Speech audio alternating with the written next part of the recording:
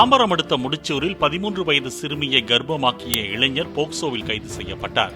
வயிற்று வலியால் தவித்த சிறுமியை குரோம்பேட்டை அரசு மருத்துவமனைக்கு தாய் அழைத்துச் சென்ற நிலையில் சிறுமி 2 மாதம் கர்ப்பமாக இருப்பதாக பரிசோதனைக்கு பிறகு மருத்துவர் தெரிவித்தார்.